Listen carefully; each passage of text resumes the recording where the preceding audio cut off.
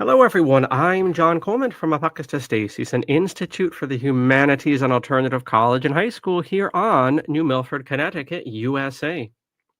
The purpose of this broadcast is to get into a story that should end, the Neverending Story number 2. And I'm joined once again by Lindsey Sharman from Rogue Soul. And I'm going to get everything queued up here. We are making our way in this mini series through, well, what's nominally Michael Ende's work, The Neverending Story. We will be looking at part 3. And I'm getting the screen share all queued up, and we're going to see what Lindsey has been up to herself lately. But I encourage everyone from the jump who hasn't seen our first installment to check out down below and start at the proper step off there. And I will also link the text of Michael Ende's book down below too. Okay. So with that, and my own visuals. Lindsey, how are you doing? And what have you been up to?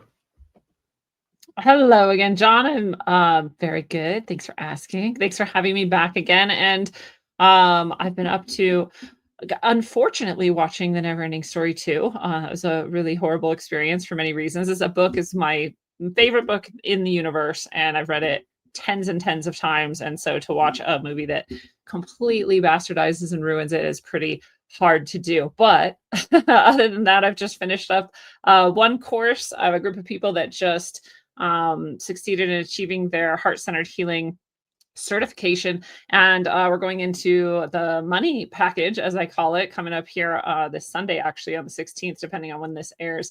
We'll be doing that, and then after that I'm going to be having my next group of students come through for sound healing and sound modalities in spiritual work, and so that's going to be coming up next.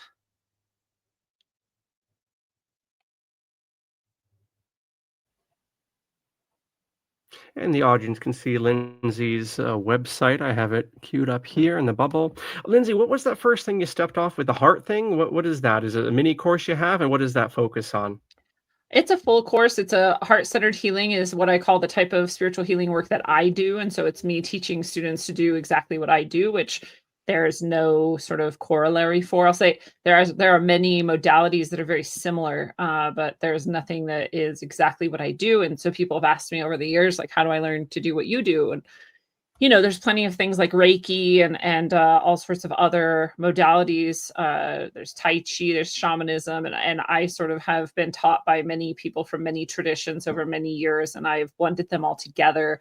And so I just call it heart-centered healing. And so, they get a full course in that. They end with a certification in it if they pass, and they all did this time. And there's always that. Yes. And so, yeah, it was really great. It's really rewarding. It's really beautiful to then see them going out and just sort of instantly doing the work and having these beautiful experiences and helping people have their beautiful experiences. And not always so beautiful, sometimes really challenging. Sometimes we have to, deal with the darkness, but the dark and the light coexist, as the Neverending Story should teach us, but it doesn't in Neverending Story 2. Sometimes things are just cruddy, as we'll be looking at the film. But thank you for bringing us up to speed there. And besides the bubble, Lindsey's site that we're looking at here is down below, and there's all sorts of goodies. On my end of things, on a literary note, I encourage everyone, after you check out Lindsey's site, to consider enrolling in Apocatastasis. There's all sorts of courses, and then our unified curricula, which looks at all of human history from the caveman days until now, looking at not just history, but literature, and as well as the intersection of philosophy and other disciplines as well. This is a unique course, so we call it The Project. And I can go on all day about this glorious website, but I'll leave it to the dear audience to check that out on your own. All right, so Lindsey, I have some consolation for yourself and myself, and that is the fact that Michael Ende himself was not too pleased with the film adaptations, although he seemed to be reconciled, the author, I should say, of The Neverending Story. He did seem to become eventually reconciled to the film. So we're going to kick off with this, and then I have a few facts. If you see me and the guest and the audience see me looking down, I'm just looking at a separate little computer I have that will give me little nuggets of data about the film and the story. So let's read this first, Lindsey, and we'll get moving along here. So I'll just kick off and then and go send it over to you, and let's go paragraph by paragraph. So this is the Neverending movie saga. So this is from Michael Ende's estate. I mean, this is who puts this website out are the custodians of his estate. So it's an interesting word they use, the saga. After 4 years of negotiations, complications, disputes, and trouble, the movie version of the Neverending Story was finally completed in 1984. The film's director, Wolfgang Petersen, and I'm just going to digress. This is the director of the first film. He's probably most well known in Europe and America for doing Das Boot, which is a look at the U-boat crew during the Second World War, Das Boot. But I also understand, having researched a bit, Peterson is probably even more well known in America for doing Independence Day with Harrison Ford, and also the Perfect Storm film with George Clooney, and also Troy with Mr. Brad Pitt. So certainly a diverse palette there. None of which was available for the second film because it's a different director altogether. George T. Miller did the second one. But carrying on here, Peterson indeed had already found fame for Das Boot. The soundtrack of the Neverending Story was composed by Klaus Dollinger. In total, the film had cost some $60 million, an inconceivable sum for a German production at the time. Lindsey? Michael Ende was invited to private screening before the premiere on 29th March 1984. He was shocked by what he considered the trivialization of his material, a humongous melodrama of kitsch, commerce, plush, and plastic, he said scathingly. It was, he declared, a cross between E.T. and The Day After. Ende Lindsey, felt misled. Do you get the reference there to The Day After? No. That's an apocalyptic film that came out during the Reagan years. There were a lot of those, in fact, in England and America. But so E.T. and the apocalypse. Go on. That's hilarious. And they felt misled and taken advantage of by the production company and decided to withdraw his name from production. In a statement, he announced that he was officially distancing himself from the film and requested that those scenes that contradicted the inner logic of the story should be cut from the final take. In spite of Ende's disapproval, the movie was finally released on the 6th of April to immediate fanfare. I must imagine that should read immediate fanfare, not a media fanfare. I think that's a typo. In any case, 300 German cinemas screened the film on the first day of its release, and preparations were put in place for 1,000 copies of the movie to be circulated throughout American cinemas that autumn. In a last-ditch attempt to have the offending scenes removed from the movie, Michael Ende and K. Thienemanns Verlag took out an injunction against New Constantin, I believe the production company, but lost their case. Ende was left physically and mentally drained by the wrangles over the production. In his view, the movie had been made according to purely commercial criteria, and he saw it as an attack on his integrity as a writer. The battle against the production company was a question of quote-unquote honor with a U, perfectly European. I would never, quote, have been able to look myself in the mirror if I lent my name to something like that. I fought to the point of exhaustion. They tried to wear me down with dirty tricks, and I kicked up a fuss. But what good did it do? Michael Ende's fury over the filming of the Neverending Story gradually abated. Although the disappointment remained, he looked on the episode from a more distant perspective and took a cynical view of the legal battle. It was, he argued, entirely logical that he had failed to win the case. According to the logic of the ruling, the original novel had undoubtedly been distorted, but since the film was aimed primarily at a younger audience, such distortions were irrelevant. Of course, the truth of the matter was that $60 million were at stake. The only voice of opposition came from a lone author who had evidently grown too big for his boots. After all, majority opinion deems a movie to be the pinnacle of a novelist's success. Shouldn't writers be grateful if directors wanted to film their books? In financial terms, losing the court case cost me far more than I gained from the rights. At the time, I took the whole thing to heart, but these days, I don't let it get to me. I heard somewhere that part 2 has been released at the cinema. I haven't even watched the thing. Oh, thank God he hasn't, because it's much worse than the film that we talked about last week. The first one, the original film, is pretty good. I see exactly what he's talking about, like where it departed and how it breaks the internal logic and how it fails to communicate the depth and the profundity of the actual book.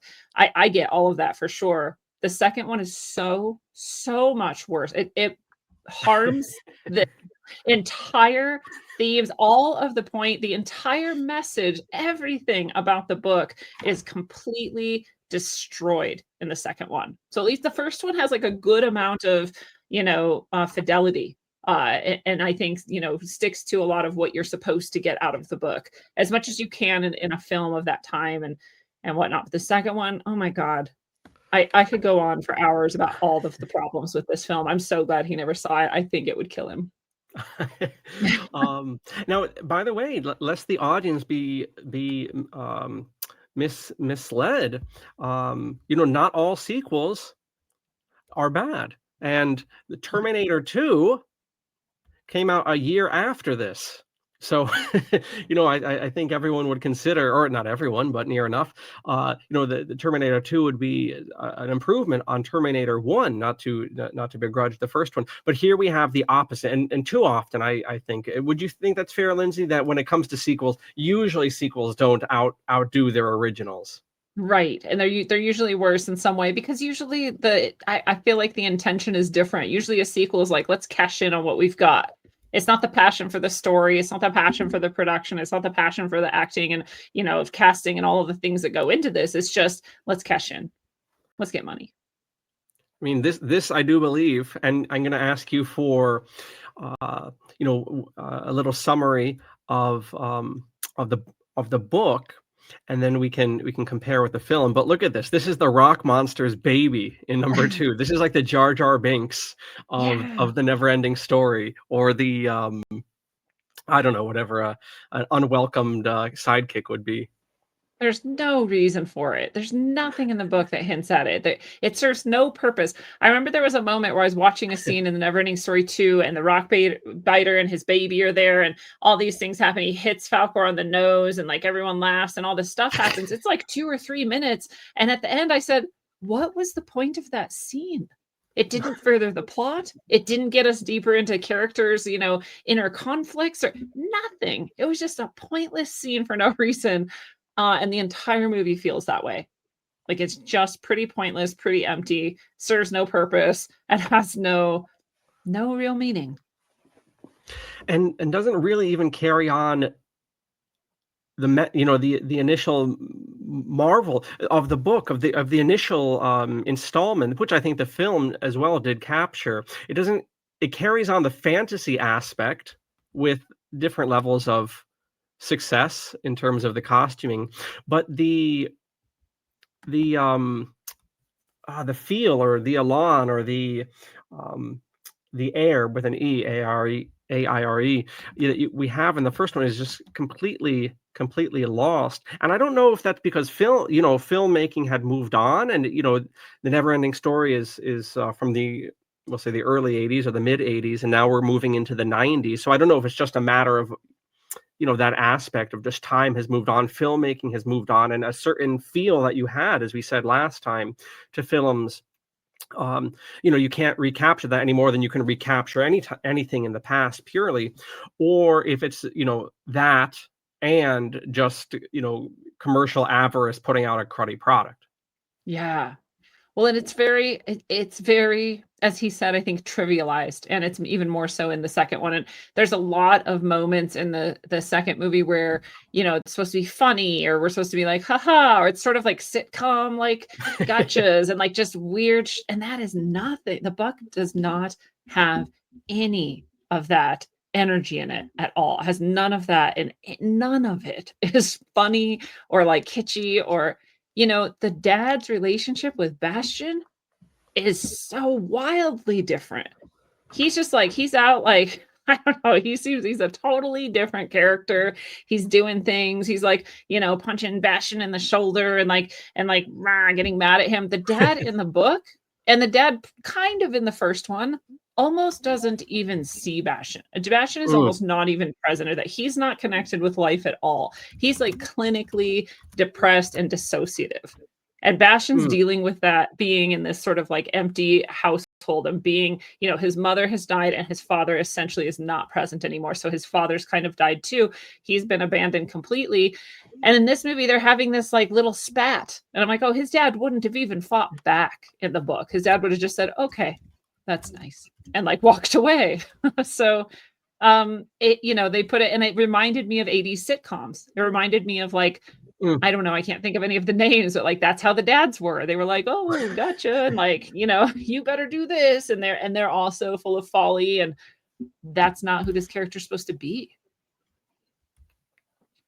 Yes, and in the first adaptation and in the book, certainly, there is that very real, relatable thing that some of us have at least different times with our parents, if not more continuing, and certainly as a social phenomena, some children feel estranged from their parents. There's a distance there that's very relatable, Yeah. and I think especially for the 1980s, at least in the zeitgeist, you had the whole idea of the latchkey kid and that whole aspect. Um, but yeah, that is replaced as we can. Maybe this is a perfect snapshot of the type of slapstick aspect that we have there. And in fact, we'll dive into this review here. But I think summarizing our take on the next installment. Um, this is subtitled the time for a book burning, or rather a film burning might be a better aspect to it. Well, and that character too, that's not Bastion. There's no point in this entire film where he acts like Bastion, does things Bastion would have done. His whole entire motivation in the second movie is nothing of what Bastion had in any of the book. I mean, there's not. It is almost indistinguishable, or you wouldn't be able to tell that this was a Neverending Story 2 unless it had that name, right? Yeah, If you just were watching this, you'd recognize Zaide, or however they pronounce her name. You'd recognize the villain. You'd recognize this Silver City, and that's it. That's it. Nothing else is the same. There's this whole imagined foe of like, they call it the emptiness every once in a while. And I'm the like, so emptiness. it's just, That's the discount. Nothing. yeah, it's just like the dollar store nothing. And you're like, so the exact same problem is back again? So like, why would that be? They don't give you a reason. It's just true for some reason. And it's exactly the nothing. And it even has the same solution supposedly, but then they don't actually get into doing that. So I don't know if you caught this, but in the beginning, they're like, you need to name it. Only humans can name things. And that was the first book's sort of conclusion. And it is a main part of the plot in the book. Or the first movie had that too, but like, why would you have to do it again? You just did. You already named Noonchild, and the nothing already had a name, and the emptiness already has a name. So and then he never actually names it, but the problem is solved somehow. So like, that doesn't even make sense. There's actually no internal logic to this film at all. The memory thing, totally different. So Hmm. they in the book, he loses his memories. It is not an evil plot. The whole message of it in the book is that when you try to be something you aren't, you will lose yourself. Hmm. And the more you do it, the less you will remember who you were, and you will get lost. There's no way to get through life if you don't know yourself. So you have to be authentic, right? And you also can't try to be authentic. And so it's this double-edged sword humans have, where it's like, but I want to be like this, but I'm not like that. Okay, but I'm going to try to be like that, but now I'm not being authentic. And we have to figure out how to navigate this, like our will and our desire being sort of contrary to like who we really are, and being true to ourselves at the same time. And you have to honor your will at the same time. And so how do you navigate being human? How do you stick to being yourself, and get through all these things? And there's nothing nefarious about it. It's just life. It's just a consequence of living, right? And so in the book, he's losing his memories naturally as he wishes with Oren, because that's sort of the device that causes it. And, but in reality, it's a reflection of like what we go through. And it's just a fictionalized version of like what going through life is actually like. Hmm. In this movie, they make it like Zaide is like done this. You never really know why, except that Hmm. maybe he won't be able to stop the emptiness if he can't remember things. But like that's kind of loose too. You're like, so what does that have to do with the emptiness, or what is the actual reason for this? And it's just like a scientific thing. Oh, we found this way to make him lose memories, and once he loses all his memories, he won't be able to save the Empress. And there's no reason, we don't know why she wants to stop the Empress even, right? Everyone in Fantastica loves the childlike Empress except this lady. She's the only one that doesn't, and there's no reason why, and we never learn why. You know, it's pretty horrible. And her character in the book makes sense. It makes sense why Bastian gets to her. It makes sense why they're, interacting. It makes sense. All of it makes sense. And it makes sense. She doesn't even actually want to like kill the childlike Empress or whatever. And she has a different motivation actually. And we never hear this in the film. And we don't really understand, like, why is Bastian suddenly riding in her carriage with her? And it's not really clear. It doesn't seem like something his character would do, but oh well, he's doing it. It's just crazy. Him and Atreyu do actually fight in the book. It's pretty serious. It's actually one of the hardest parts of the book to read and not like get really emotional about, because you hate Bastian at this point. You're like, oh my God, Bastian, like what is wrong with you? But if you're honest, you can also see times where you have done this, right? Where you've betrayed your friends and harmed them deeply by doing it. And maybe even because you thought you were someone who you weren't, or you were trying to be a certain way that wasn't authentic, right? And so it's beautiful actually to see this. And then that's a major turning point in the book. And in the movie, it's sort of, again, very trivialized. They have like a kind of spat. It's a little bit disappointing, but then it's like over as quickly as it started. I don't know. It's not good. That's what I remember reading the book the first time. What stuck with me, Lindsey, is the fact that Bastian, who, begins the book, as we talked about in the last installment, who were very discouraged, has family tensions with his father, his mother's dead. He's overweight in the book. He's made fun of, and so forth. And in the book, because of the success he has in Fantasia and naming Moonchild and all of this, it kind of goes to his head. Would you say that's fair? In the second half of the book, his success in Fantasia goes to his head there. Well, it's true, but it's also that his desires are guiding him, and every one of his desires is cast as a wish. He doesn't actually necessarily even know what he's going to wish for, because you can't just wish for things unless you truly desire them. So he has to find his desires one at a time, and then they become manifested. And as he does, he is getting better and better. He's slimmer, and he's successful, and he's athletic, and he's loved by all, and he's able to do anything that comes in his way, and he's brave, and all of these things start to appear as he goes. And it does kind of get to his head, but part of why it also does get to his head is because of that villain. So the villain in this second movie plays on all of that ego. She's like, oh yeah, you are all those things, right? And it's so amazing, and you are. So part of that was accurate in the movie here, when Zaid, or however they say her name, is saying to him like, oh Lord, you're the Lord and you're so powerful. Like that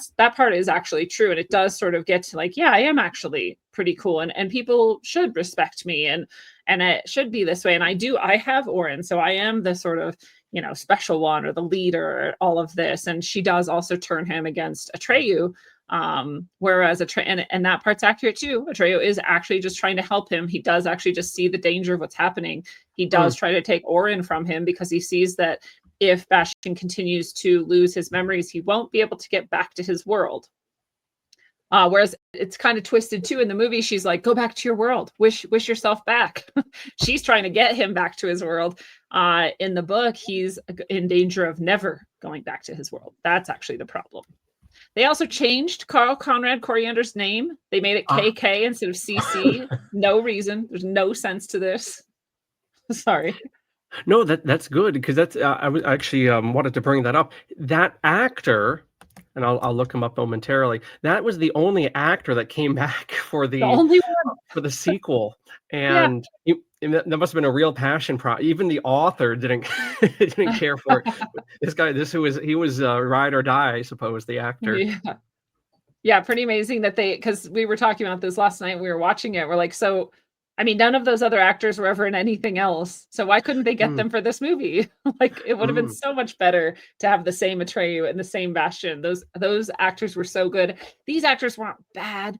they just like they didn't do the characters well, and I'm sure it's the director's fault and not theirs. You can't just choose to do a character how you want. The director's going to tell you how to do it.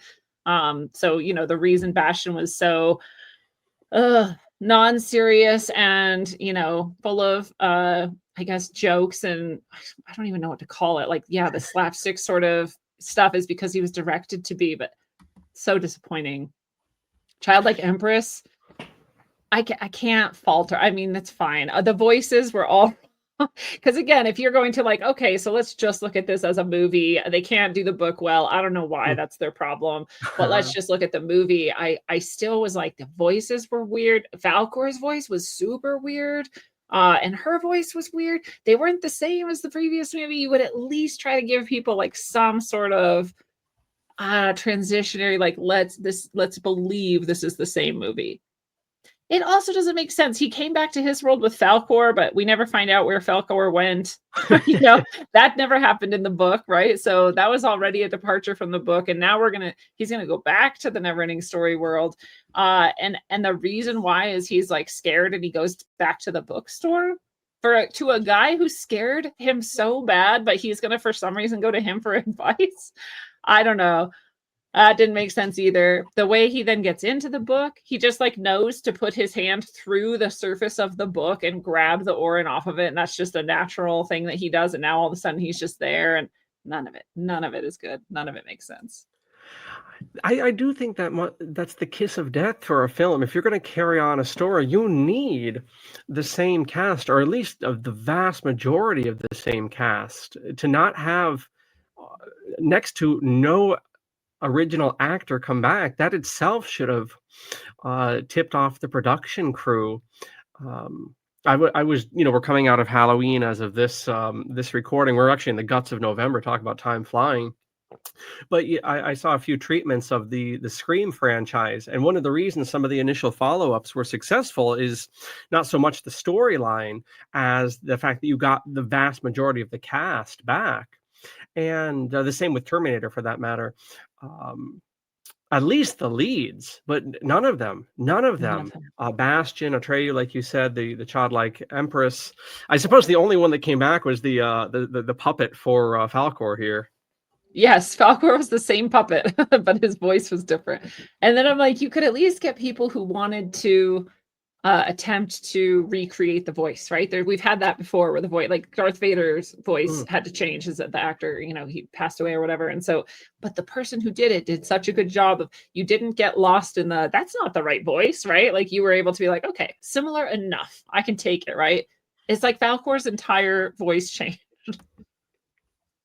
Also, okay, here's just like a silly thing. So right when they get to the Silver City, which is completely different in the book, but he wishes that dragon into existence. He's like, yeah, I need to fly somewhere. So here's this dragon. He's going to breathe fire, and he's going to this and this. He does actually create a dragon in the book, but it's for a totally different reason. And also no one's worried about it. It does go on to cause problems, but it's not like Atreyu and Falcor aren't like, we got to get the dragon.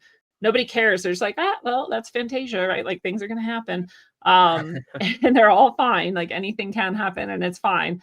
But here he creates this dragon. It's going to cause all these problems. They have to go after it. Right after he creates it, there's Falcor. And I'm like, well, why didn't you just wish for Falcor? Like, why would you create a dragon? You've written Falcor before, supposedly. Right? It's like there's no continuity at all. If you had written Falcor and you went back to Fantasia, wouldn't the first thing you thought would be like, I want to write Falcor again? That was so cool. Yes, it would be. Silly. Yes, you would. It's obviously just a plot device to keep things moving along, or action packed as the producers imagine. But again, out of spirit with things.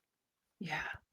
They apparently have horrible directors and writers for this. So no offense, anyone. I thought we could dive into this review here, Lindsey.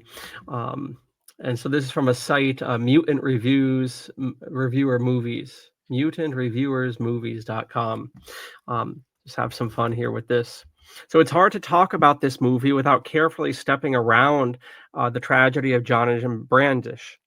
He is perhaps best known for his stint as Dolphin Boy in the sci-fi show Sequest, DSV, in the mid-90s. And this time, he was adored as a teenage heartthrob by millions and reviled as a doofus by millions more. I take it that's the boy actor here? That must be Bastian. I knew I recognized him from something. I couldn't place it though, and I don't know what the tragedy is. Did he die, I guess? Well, let's find out. Would you carry on Um, there? I'm gonna just double yeah. check, I actually didn't know that it was Brandis in the Neverending Story 2, the next chapter, he goes on to say, until I got bored somewhere in the middle of the film and wandered over to the computer with the movie still playing on the TV to look up info on it. Trust me, doing some minor research on Brandis was far more interesting than anything happening in this lame slapdash sequel. I did the same. I was wandering around my house doing chores because I was like, I hate this, and it's so awful. It's what do they call torture. that? Passive viewing, passive listening? Yes. Um, yes, I'm seeing here on my other device that, Jonathan Brandis, uh, died by suicide in 2003, so that is the reference there. And Uh, we can and also, guess why knowing Hollywood and child actors, yeah, unfortunately. sure. And that was Yeah. my first thought when I saw him is I was like, well, he's a beautiful Mm, boy, and there's a reason they chose him mhm. instead of the other kid, right? Yes, and just by way of trivia, himself was born in Danbury, which is literally right next door to this town that I'm sitting in right now. Um, but yeah, I mean, there that's a whole topic, which I don't know if we've ever done a full show on that, but we've certainly brushed up on the uh, culture of Hollywood, shall we say, in that Yeah. regard. Yeah. Not that the original Neverending Story really holds up well today, but at least it's original and unforgettable in its own right. We talked about the synth music, for instance, Mm. very very 1980s, isn't it? Particularly if we grew up watching it. The idea of a kid reading a book where the events were actually shaped by what he did or said was a fascinating concept. And some of the locales and puppetry, Falcor, they threw in are still worth the effort to guess past the kiddiness of the acting and the plot. I would also say the rock monster in the first movie was well done. Yeah. Shoot, even when you thought the first movie was dumb, you could still have a blast taking pot shots at it. Flying pink luck dragons are only the tip of sarcastic bait, my friend. The sequel, in comparison, doesn't know what to do with itself. It's barely even toilet trained, often spilling pee all over the place as it loses its focus during the running time. So true. You're half the time you're like, where are you even going with this? Why did this even happen? Like it makes no sense. The filmmakers threw out the clever concept of reading the book as it happens for real entirely, and instead launches Bastion 2.0, Brandis, into the world of Fantasia through the book, now reduced to a crummy portal. Yeah, right. He just like reaches into it and he's in it. Like, this is silly.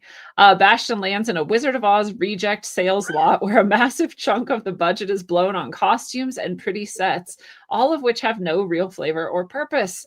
It is like flipping through the pages of a junior hire's sketchbook. Who likes to draw typical fantasy doodles. You know one day he'll get better at drawing these, but for now, it's only of minor interest. It's true. There's points in the film where you're watching like women in the background who are just like, and there's just like scarves flying and they're just like undulating. And you're like, but what is that person supposedly doing right now? They're just dancing while this very serious thing is happening. Like, it's so weird. So why is Bastian there? Well, he steals the never-ending story from the bookshop owner again. So to Lindsay's Again. point about recycling plot points from number one, and discovers, oh knows, that the words are disappearing from the pages. The childlike empress, a candidate for the worst character name ever. I wonder if she ever got sick of people calling her that. Call me Betsy, she yelled to the court one day. Tells him that our world's lack of imagination and love of fantasy is killing Fantasia. And Bastion has to defeat some sort of vague model witch to make things right. First of all, where are we? Neverland? I believe in you, Tinkerbell. I believe. I clap with all my might to make you alive again. Give me a break. Only really young kids might actually swallow the idea that nobody in our world cares about the fantasy genre anymore, which is a pretty thriving business last time I looked. It's a garage sale of well-used fantasy ideas, repackaged and sold to the lowest bidder. The most offensive of TNES2's notions is that Bastion has a magic token that grants him wishes. Only unbeknownst to him, every time he makes a wish, he loses a memory. Okay, whatever. See, and again, in the book, there's a reason for that. It makes sense. It's actually like the integral part of it. It's an integral part of understanding ourselves in the world.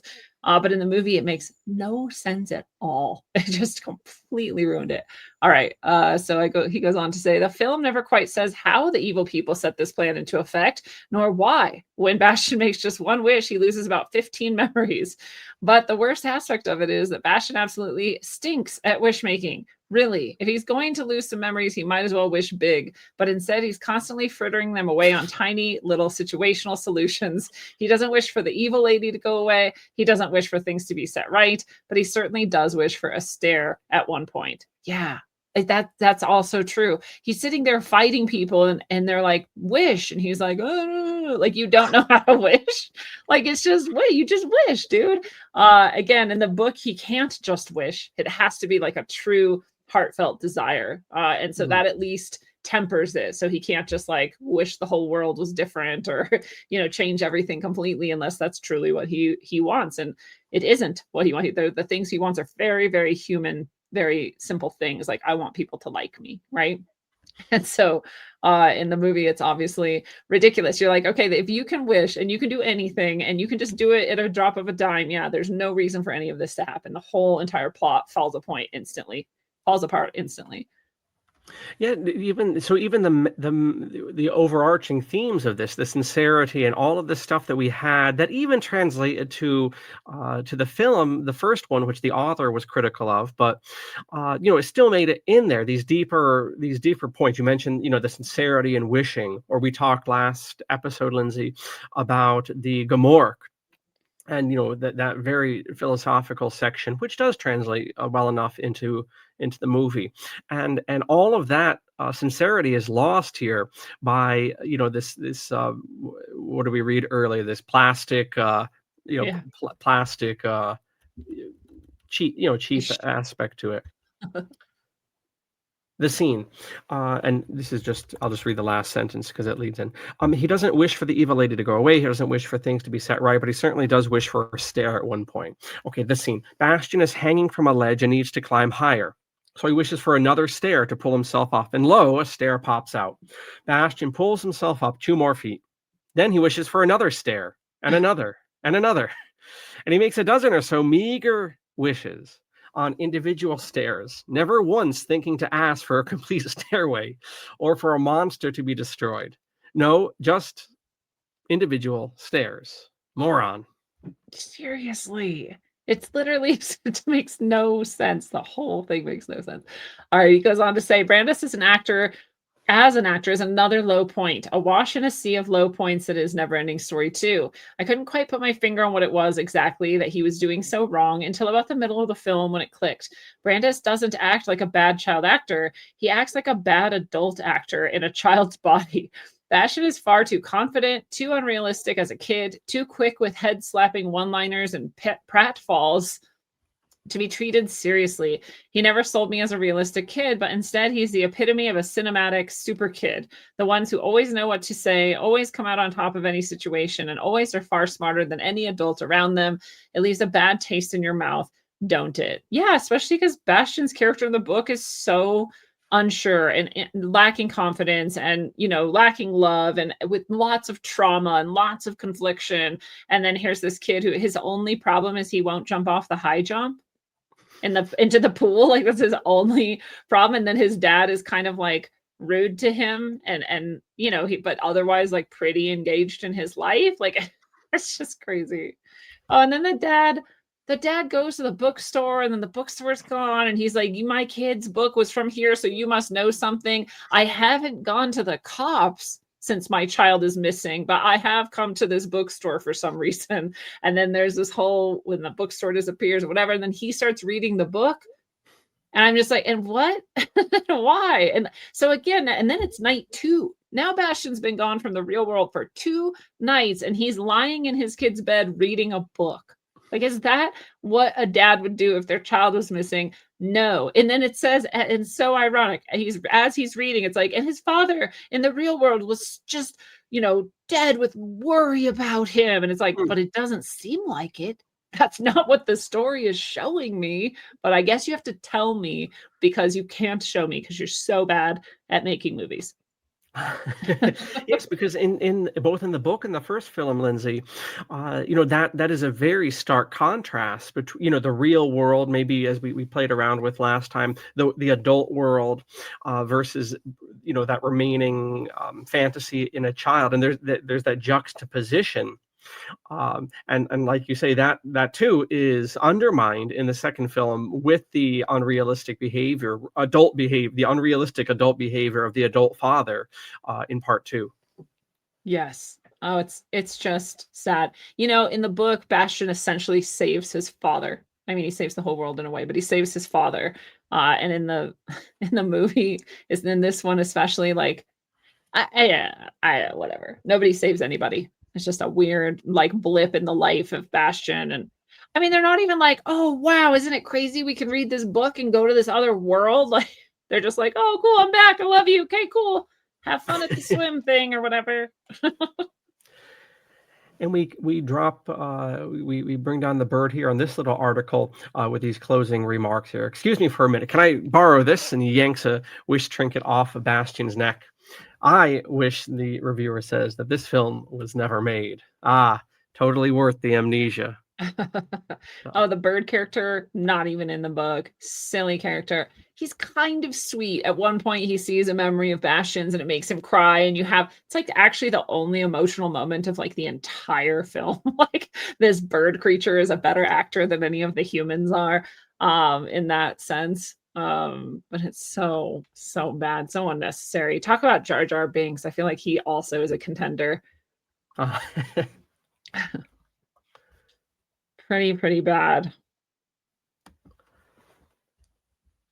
Yeah, I get Lindsay, so disappointed that it so deeply bastardized the purpose, the messages, the themes of the book. It's one thing to just not follow the plot perfectly. I get it. It happens. Like it's a movie, it's a different version of the story, but like you have to at least do those things or else why are you even giving it the name? Just call it something else. Just say a time in Weird Land with a boy or like it's nothing to do with the book. So this would be a good transition here, to ask some questions about pop art and just the creative process as it intersects with commerce, with film production companies, and so forth. And so there's always been that aspect to art of patronage and the money in the money aspect. But I think one of the things that makes pop art distinct is the commercial aspect is outmatched compared to anything prior to radio and television and so forth. The production companies have such a commercial interest. I think that's what makes it pop. I mean, it in a sense, like, yeah, if you go back 1,000 years, you have church painters that have to suck up to the church or some lord or something like that to get patronage. But it's a whole other the financial aspect of art now in pop art, like the Neverending Story, becomes way outmoded, and the actual themes and so forth really take a back seat to things. And uh, there is that with any author, or any creator, when their characters and so forth, the rights are sold for films. Uh, there is that aspect that you almost, like a child, you create these characters, you create this world of fantasia and the Aran and the whole kit and caboodle, and then you sell the rights to a production company or whatever, and you have little or no control over where that goes. And I don't know if you have any thoughts in that neck of the woods, just on the not just the creative process, Lindsey, when it comes to commerce and these dynamics, but also the fact that the characters in the world that you put your, Michael Ende in this case, put your efforts into, is out of your grasp and becomes becomes its own creature in its own way. Maybe Yeah. not a good creature as we've analyzed here. Right. Yeah, I actually think it's quite sad to see that, and any of us who have created something and then had it, go out to the world have seen that perhaps in a slightly different way as well. That what you create, you don't have control over, and I think you maybe even before we started recording, sort of compared that to like having a child, Mm, right? You have this child, you don't get to choose what their personality is, or what they're going to be like, or what they're going to love, or what they're going to do, or and some of the I think hardest versions of that are people who have children who are psychopaths, or they're born, with the specific brain issues that lead to psychopathy instead of developing psychopathy for emotional or mental reasons. And so you've had this child now that is essentially a monster, right? And you can't do anything about it. And you don't get to decide, and not to freak anyone out, it's rare, but like these things happen. And so it's similar, right? When you're doing creating anything, it is like your child, and you don't actually get to control it. And I actually think this is what makes really good art and different from sort of contriving something in order to fill a hole or fill a niche, right? I'm going to write this story because I want this type of story to be in the world. It's very different from sitting down and saying, what is out there to come through me into the world? Like, what can I birth, right? And I call that channeling. And my mm, fictional trilogy is channeled in that way, where I didn't set out with a goal. I didn't set out with a plot. I didn't set out with any understanding of where things were going to go. I would just sit down and the story would just come through. And so because of that, in a different way, I also had no control over what was happening in the story. Things happen throughout this trilogy that I don't like. And people could ask me, like, well, why didn't you change it? And my answer is like, I couldn't have, because that's the story. Like, mm. that's the story that wanted to come through. It wasn't what I contrived or created. And so if I would have changed it, I would have broke it. All right. It wouldn't be. And so from the beginning, it was never my story. Right. And now it's out there in the world. And what are people going to interpret it as? I've had many people read it and they read things into it or out of it, right, that are not what I saw or what I experienced with it. And so there's that aspect too, of just how people receive it and interact with it, to then commercialize it or put it into some other form, or someone else is putting it into another form. I think adds even another step of that detachment from it, where we have no control. So yeah, it's its own child, it's its own being. It goes out into the world and it has its experience. And there's people like, I think J.K. Rowling is one of these people. I think Stephen King is one of these people who always have some sort of retention of their rights to say yay or nay to what does Mm. happen. So they're like, yeah, do your thing, but I'm going to have final say on like whether or not that's appropriate for my story. I'm going to work with you to change it how we need to for the film, but I'm going to make sure that it like stays true to the purpose, to the meaning, to the intention. And that's probably pretty rare. You probably have to be pretty powerful already for them to even let you have that sort of option. I think the rest of the time, if you're kind of an unknown, they're going to say like, you're lucky, so just say yes, right? You can just say yes, or you can say no. And those are your choices. And so they retain a little bit of that. But yeah, I don't know, even then, people are then also unhappy. The Dark Tower is a good example of Mm. this. It's a series, it's like 7 books long. I read all of them. At the end of the series of 7 Wow. books, when I read the ending, I threw the book and I screamed obscenities at Stephen King's names, because I'm so angry at how he ended this book that I had given like much of my life to. But I've come to understand it. But then years and years and years later, just not that long ago, they made the Dark Tower movie, and people hated it. They were people who had read all the books hated it, and they were so mad because it was so different. But it actually makes perfect sense to me why it was different. And if you really read the books and you really understood his point, it makes perfect sense why the movie was different from the book. And so I actually like loved that. But clearly not everyone did, right? So the audience, the people who are reacting to it, like they have their whole own relationship with this. And I don't know if you're ever going to control any of that. It's such an interesting topic in modernity. the intersection of trades, and I'm using that term very broadly, so including the artist trade. I'm also thinking the teacher is very often, especially in so-called alternative education, is very often in the difficult situation of the artist in this era, and I'm saying going back even to the 19th century.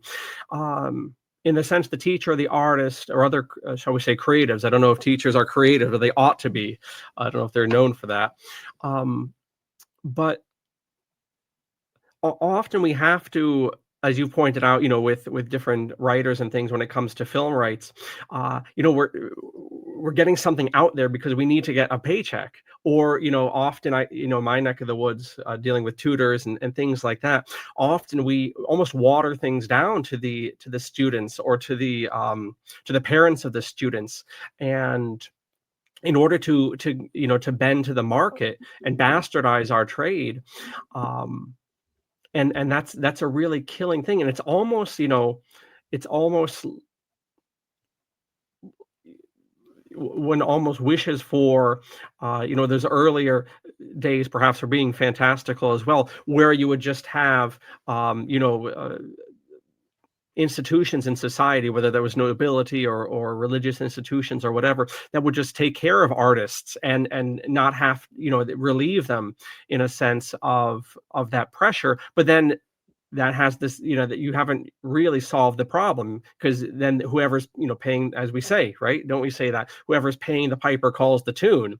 So we have the modern phenomena of the artist who has to sell his, in this case, film rights, to make money, or he's talked into it, or as Michael Ende felt, he was kind of misled into the film production and what the final product was going to look like. So you have that dynamic, but is that really all that different than what you had in previous ages, where you just had super rich patrons? At the end of the day, I think you have the same pressure, and that, of course, for the artist, for the creative, for the teacher, ideally, and many other outfits as well, that creates a great bind.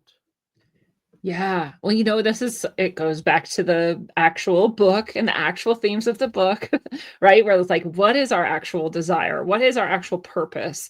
And we can't actually change what that is, right? But we see it over time. We see the destructiveness of certain desires and the productivity of others. And so, if we're just going for money, like Neverending Story 2, the movie was, if we're just Clearly. going for the paycheck, you see how we start to get degraded over time. And even as like teachers or whatnot, we might go out and we say, okay, well, I'm getting this job, but what I really love is helping children feel good about themselves. I love when they get it. I love when they're passionate about the things they're learning. I love to help them do that. Here's all the things I actually desire, but I also desire money.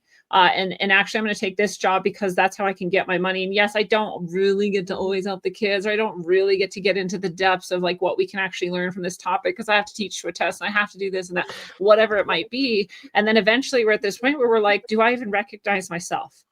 Right? Like, if Yeah. I had the desire to help the children, but like I also had the desire for money, and the desire for money led me astray. And the desire for money in Neverending Story 2 definitely led them astray. And you can see like in the product also the lack, right? Like, it's just not good enough, actually. And this is actually why I left teaching, is I was like, well, you couldn't pay me enough, and I'm actually also never able to do the thing I actually want to do, which is truly actually help kids and connect with them on a mentally, emotionally appropriate levels, and help them get to the next levels. And so I didn't recognize myself anymore to some degree, right? And it's just the book too, like eventually Bastian doesn't have any idea who he is, where he's from, what he's doing, why he's doing it. So it's a little bit different. I didn't get that severe, and not all of us do, but I think we all can relate to that, of like having like started with a purpose, but it was also muddied by other desires. And then where did we get eventually? Was it ever authentic? And if we can salvage that and get back to our authentic selves, hallelujah. It's not that common in this world. I think a lot of times people get through most of their life before they're like, whoa, how did I end up here? What am I doing? Well, So the that book is reminds me. a big Oh, warning sorry. against that. Yeah, go ahead. No, I was just going to interject there. That reminds me of the opening to Dante's Commedia, at the beginning of the Inferno, right? He, he wakes up in the woods, right? We don't know how he ends up in the woods, and we're supposed to identify with being midlife, as he says at the beginning of the piece, right? Midway of this way of our lives, I found myself in a dark wood. And in a sense, the never-ending story too is it's it's very not the film itself, but this phenomena that we're looking at, Lindsey, where the film loses itself, it loses its message, is very meta in the sense of these overarching points in the original material of losing yourself in life and in adulthood. Yeah. Oh, I wish Michael Ende could, and maybe he did eventually sort of see that meta level of like, this is why it doesn't matter. Because actually, like, what this has become is exactly what the nothing is doing in the book, right? And like people who really get it and care about wisdom are going to see that eventually. Bringing things back to the source material, and I think putting a nice bow on this second installment, uh, because part three, if you thought this was a savage look, wait till we get to our next and final stepping stone in this journey, when we get to the last part of this, which is only, to my knowledge, you're going to correct me, Lindsey, but I don't believe any of the source material was even pretended to be used for part three. I haven't seen part 3, so I have no Uh, idea, but I'm guessing it can't have much because they've already ruined the story so bad. I'm sure they have some of the characters, and I'm sure they try to touch on like a few things, but I highly doubt it. We'll see. Maybe it'll, give itself some I don't know, some value. We'll see. We'll find out. Yes, we have our homework, including the audience. So before we dive into that, a lot of us are going to get caught up on the Neverending Story 3. But for this installment, let's bring things back um, away from the film to the second and the final scenes here. So I thought we could just conclude with this recording, Lindsey, with these final couple pages, and we'll just go back and forth with each paragraph. Okay. Father, Father, I am Bastian Balthazar Bucks. Still screaming, he found himself in the schoolhouse attic, which long, long ago he had left for Fantastica. At first, he didn't recognize the place, and because of the strange objects around him, the stuffed animals, the skeleton, and the paintings, he thought for a brief moment that this might be a different part of Fantastica. But then, catching sight of his school satchel and the rusty seven-armed candelabrum with the spent candles, he knew where he was. How long could it have been since he started on his long journey through the never-ending story? Weeks, months, years? He had once read about a man who had spent just an hour in a magic cave. When he returned home, 100 years had passed, and all of the people he had known as a child, he remembered only one, and he was an old, old man. Bastian was aware of the gray daylight, but he could not make out whether it was morning or afternoon. It was bitter cold in the attic, just as on the night of Bastian's departure. He disentangled himself from the dusty army blankets, put on his shoes and coat, and saw to his surprise that they were wet, as they had been the day when it had rained so hard. I'll pause here just in case the audience doesn't know. Bastian's been through 15 times of what we've seen in the 2 movies. Like, this journey has been extensive beyond measure. So, yeah, that's where we're coming from. Yes, and well, while we're interjecting, because I'll lose the thought. It almost this dynamic, right? You can't. This is almost cliche, isn't it? That the book's better than the movie, or it almost makes the film adaptions or the stage adaptions, for that matter, or adaptions in other ways, whether that's painting or music. And we have a long history of this, where stories are adapted to various media. It's not just telephonic media like now. It almost is such an impossible task that it's not worth doing. I just finished a couple classes and seminars on Islamic culture, and you have the same conflict when you have translating texts. Can you translate into another language? In the case of the Quran, for instance, it's a big to do. But you do And the run into never-ending that. story is Yeah, also translated. So we have a go on. translation that then gets translated into film, right? From German to English and then into film. Yeah, wow, so now you talk about meta, right? So now you're Right? dealing with, 2 or more times removed. Yes. He looked for the book he had stolen that day. The book had been started him on his adventure. He was determined to bring it back to that grumpy Mr. Coriander. What did he care if Mr. Coriander punished him for stealing it or reported him to the police? A person who had written on the back of the many-colored death that didn't scare so easily, but the book wasn't there. Bastion looked and looked. He rummaged through the blankets and looked in every corner without success. The never-ending story had disappeared. Oh well, Bastian finally said to himself, I'll have to tell him if I'll have to tell him it's gone. Of course, he won't believe me. There's nothing I can do about that. I'll just have to take the consequences. But maybe he won't even remember the book after all this. Maybe the bookshop isn't even there anymore. Again, he's imagining, like, I was there forever. This might be hundreds of years have passed. Who knows? I mean, I think that was a uh, reference earlier. This is a German book initially, but I think he mentioned the man who fell asleep, and that must be Rip Van Winkle. yes, I think so. So he would soon find out how much time had elapsed. If, when he passed through the schoolhouse, the teachers and pupils he ran into were unknown to him, he would know what to expect.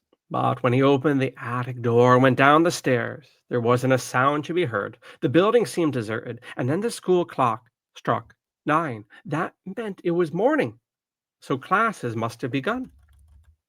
Bashan looked into several classrooms. All were empty. When he went to a window and looked down into the street, he saw a few pedestrians and cars, so the world hadn't come to an end. He ran down the steps and tried to open the big front door, but it was locked. He went to the janitor's office, rang the bell, and knocked, but no one stirred. What was he to do? He couldn't just wait for someone to turn up. Even if he had spilled the water of life, he wanted to go home to his father. Should he open a window and shout till somebody heard him and had the door open? No, that wouldn't that would make him feel foolish. It occurred to him that he could climb out of a window since the windows could be opened from the inside, but the ground floor windows were all barred. Then he remembered that in looking out of the second floor window, he had seen some scaffolding. Evidently, the facade was being refurbished. Bashan went back up to the second floor and opened the window. The scaffolding consisted only of uprights with boards placed horizontally between them at intervals. He stepped out onto the top board, which swayed under his weight. For a moment, his head reeled and he felt afraid, but he fought his dizziness and fear. To someone who had been Lord of Perilyn, this was no problem, even if he had lost his fabulous strength. And even though the weight of his little fat body was making things rather hard for him, calmly and deliberately, he found holds for his hands and feet and climbed down. Once he got a splinter in his hand, but such trifles meant nothing to him now. Though slightly overheated and out of breath, he reached the street in good shape. No one had seen him. So notice, by the way, talk about character development, right? He's not the character we began this story with. He's taking initiative, we would say. He's taking the situation in hand, and so we see the growth there that his journey has brought him. Yes. Bastian ran home. He ran so hard that the books and pens of his satchel jiggled and rattled to the rhythm of his steps. He had a stitch in his side, but in his hurry to see his father, he kept on running. Oh, and the reason he's so excited to see his father is so beautiful. You have to read the book if you never have. It's exceptionally well done. He says, when at last he came to the house where he lived, he stopped for a moment and looked up at the window of his father's laboratory.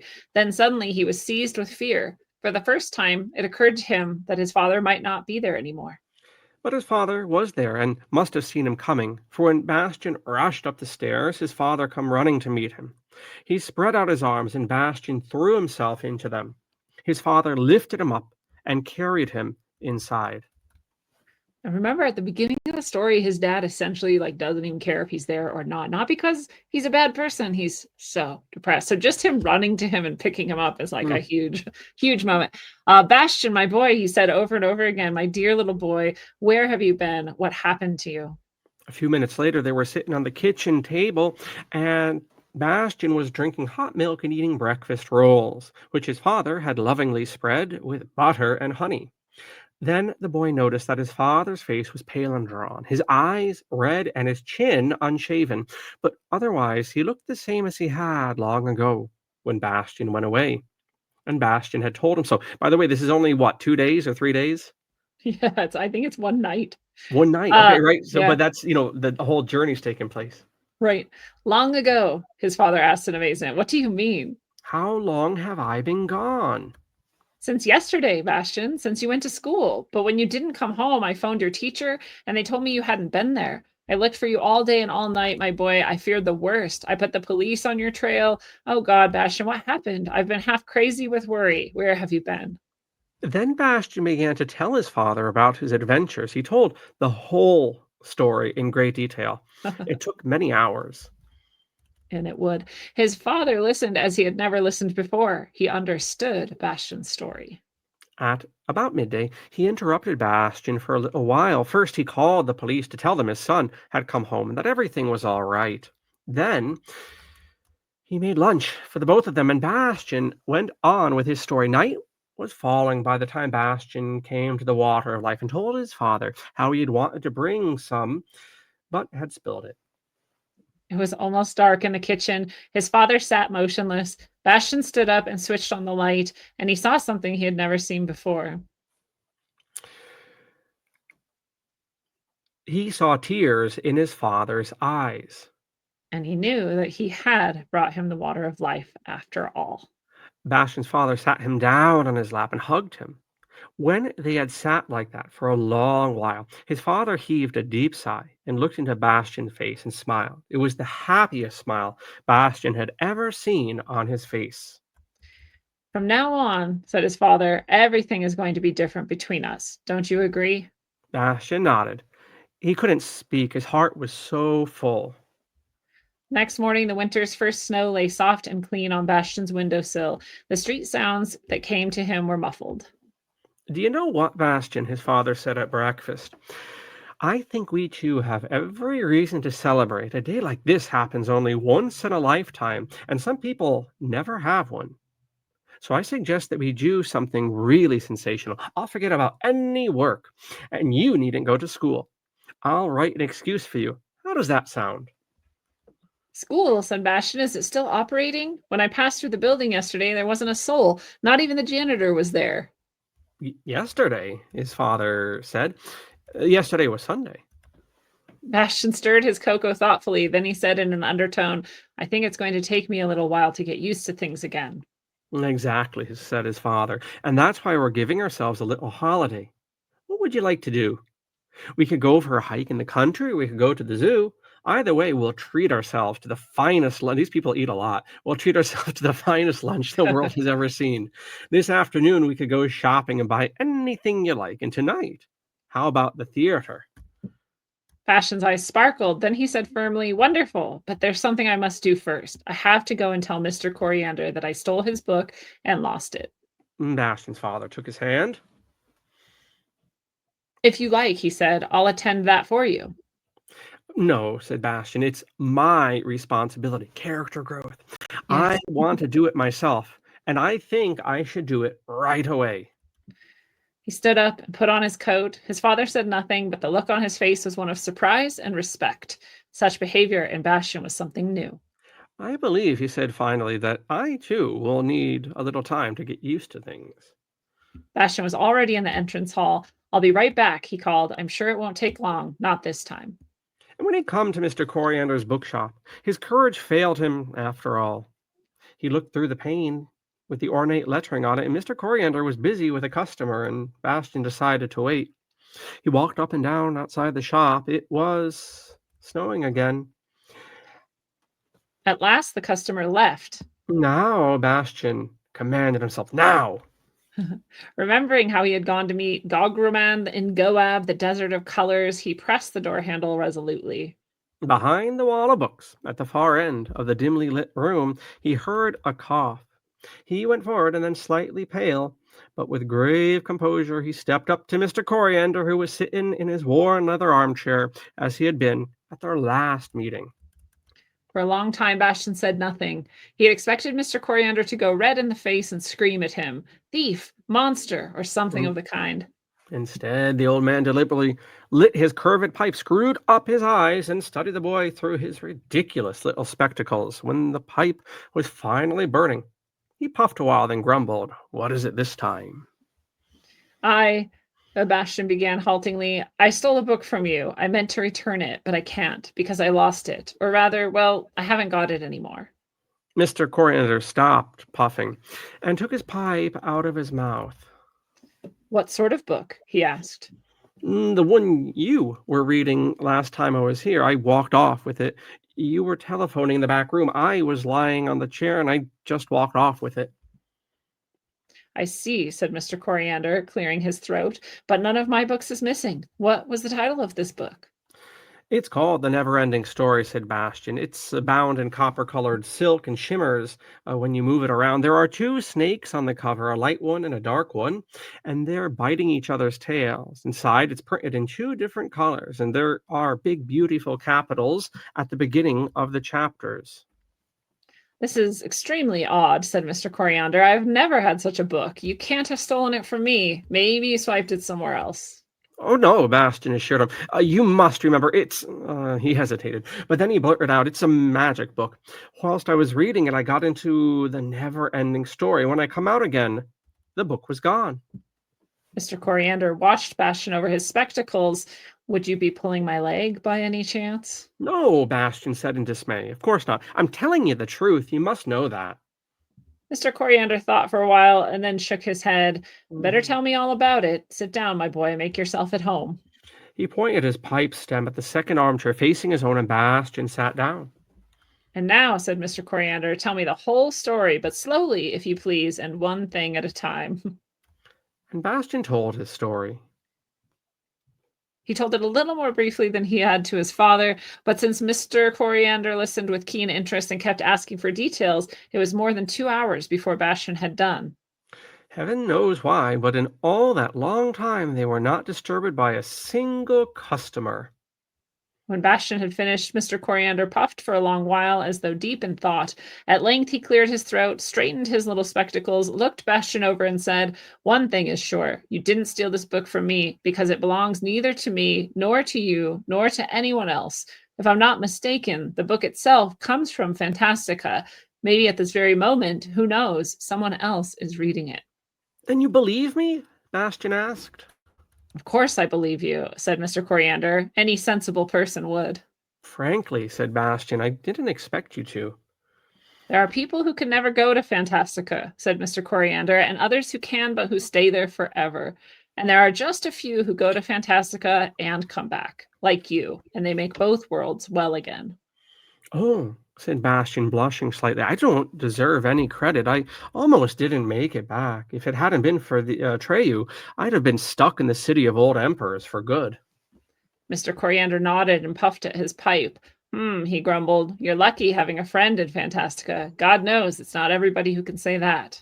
Mr. Coriander, Bastian asked, how do you know all that? I mean, have you ever been in Fantastica? Of course I have, said Mr. Coriander. But then, said Bastian, you must know Moonchild. Yes, I know the childlike empress, said Mr. Coriander, though not by that name. I called her something different, but that doesn't matter. Then you must know the book, Bastian cried. Then you have read the never-ending story. Mr. Coriander shook his head. Every real story is a never-ending story. He passed his eye over the many books that covered the walls of his shop from floor to ceiling, pointed the stem of his pipe at them, and went on.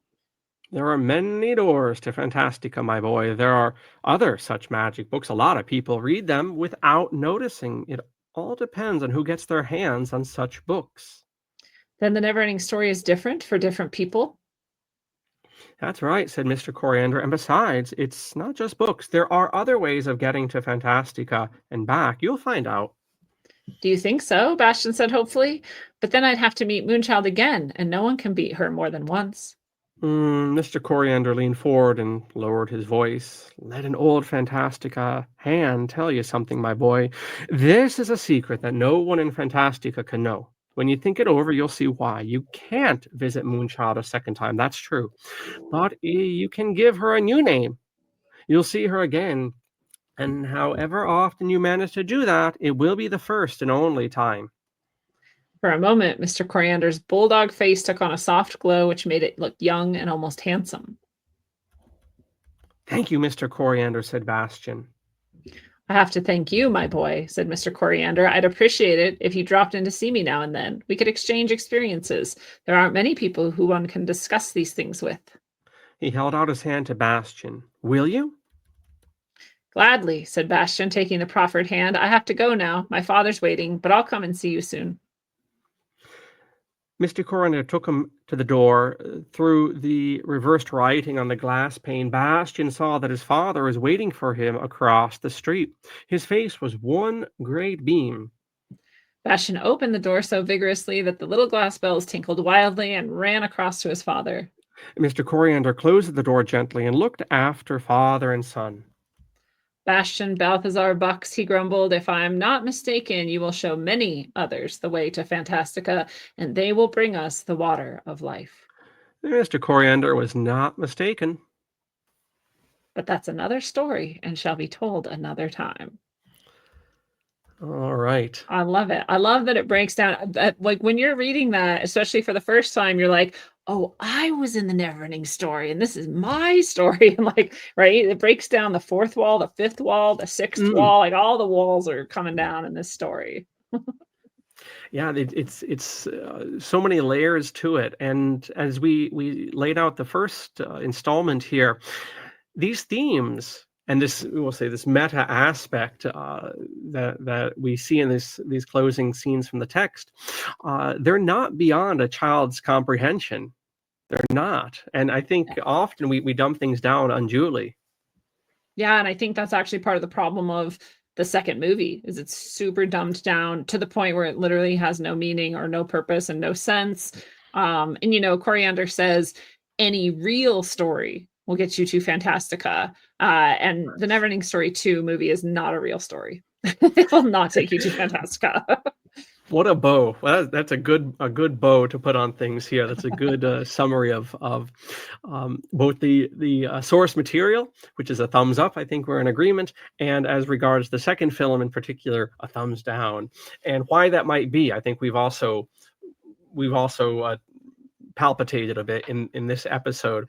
So any closing thoughts, Lindsey, as speaking of honey and butter on rolls, we're coming up to lunchtime and this sort of thing. But before we bounce, any closing thoughts on this second part of the book or the film? Yeah, I like the end there. I like how he says, anyone who goes to Fantastica and comes back brings us all the water of life. And that this is sort of this ongoing theme throughout life as well. It's also what I do and what I teach people on a spiritual level is that we can help anyone else heal or transform themselves in the ways that we have done so for ourselves. Right. So if we go into the depths of ourself or what might seem like a fantastical world or, other realms, then we come back and we have the antidote. Right. We've now cured ourselves of whatever it is. And this depression or that anxiety or this physical ailment or whatever it is. And now whenever someone else comes up in our life and they also have something like that going on, we are able, if necessary and appropriate, to say like, well, here is the salve, like here is the antidote, right? I have it, I found it, so you can have it too.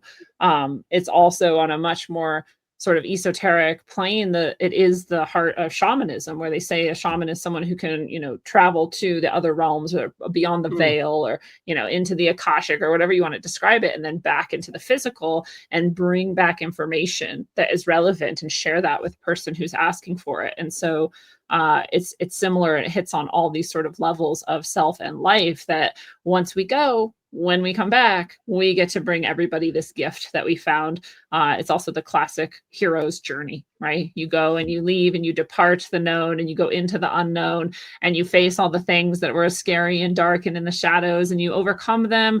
And when you are done overcoming them, you return to where you begun, but you're changed and you have, the antidote, the cure, the message, the information or whatever it is. And everyone gets to benefit from that.